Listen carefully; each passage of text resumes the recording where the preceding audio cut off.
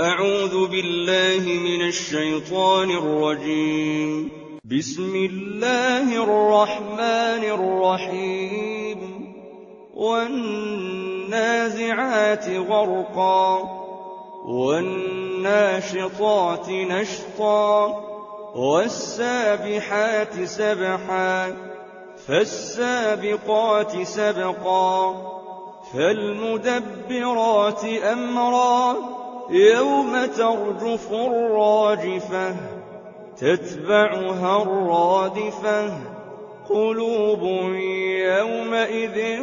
واجفة أبصارها خاشعة يقولون أئنا لمردودون في الحافرة أئذا كنا عظاما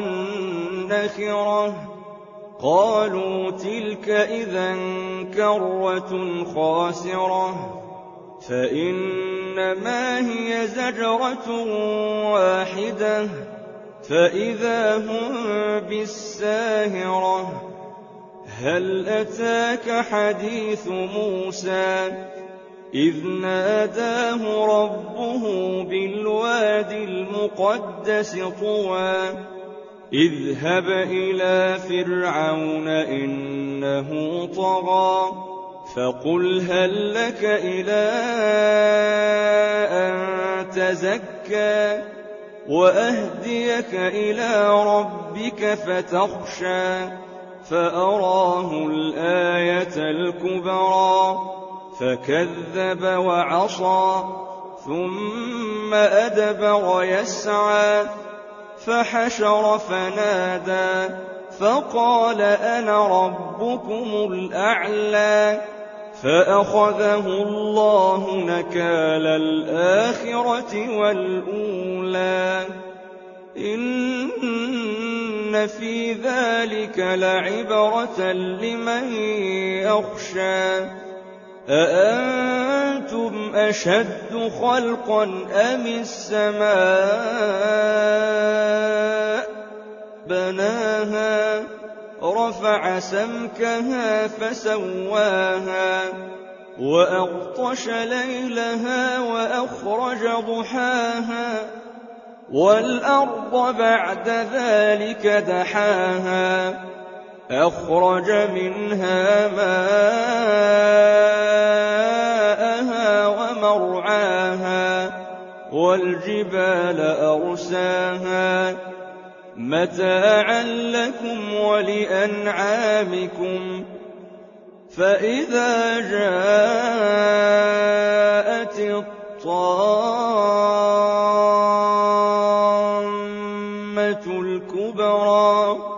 يوم يتذكر الإنسان ما سعى وبرزت الجحيم لمن يرى فأما من طغى وآثر الحياة الدنيا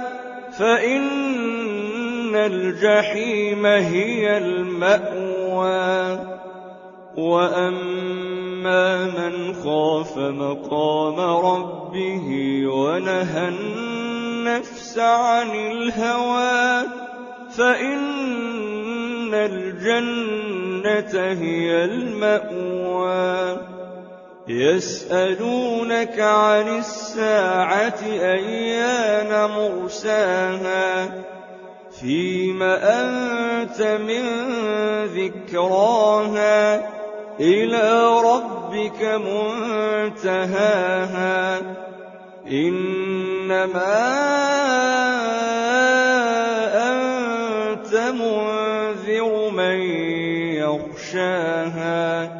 كأنهم يوم يرونها لم يلبثوا إلا عشية أو ضحاها